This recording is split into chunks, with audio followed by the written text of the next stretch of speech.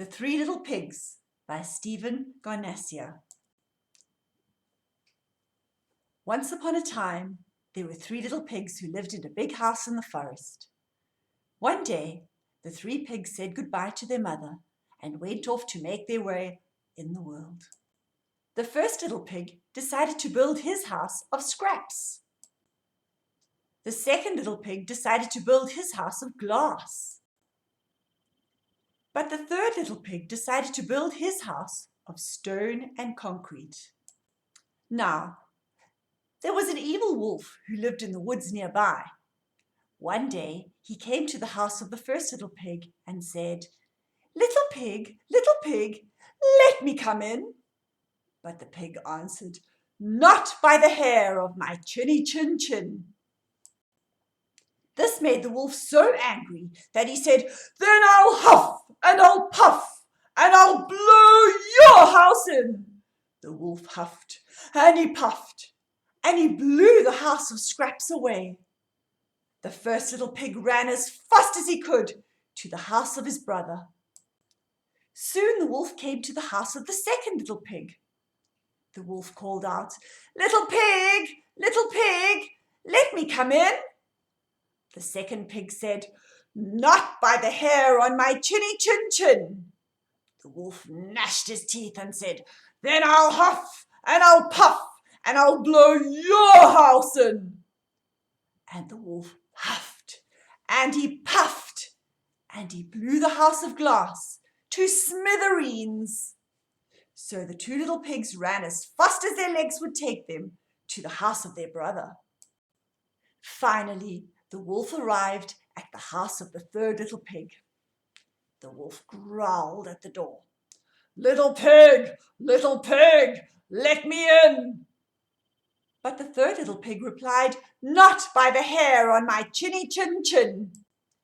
This enraged the evil wolf, who roared, "Then I'll huff and I'll puff and I'll blow your house in." So he huffed and he puffed and he huffed and he puffed, but he couldn't budge the house of stone and concrete.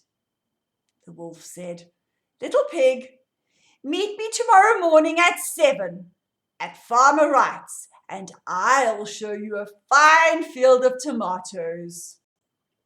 But the pig awoke at 6 and picked the best tomatoes in the greenhouse and was home slicing them for lunch by the time the wolf arrived. "I'll get you yet," said the wolf under his breath. The wolf returned to the third pig's house and said, "Little pig, meet me tomorrow morning at 6 at Farmer Johnson's, and I'll show you an orchard full of tasty apples." The next morning at 5, the pig was picking the best apples in Farmer Johnson's orchard when along came the wolf. "Good, aren't they?" asked the wolf.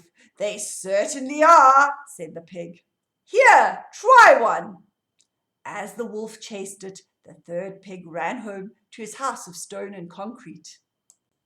That evening, the wolf went back to the third little pig's house and said, "I'll meet you at the market tomorrow morning at 5.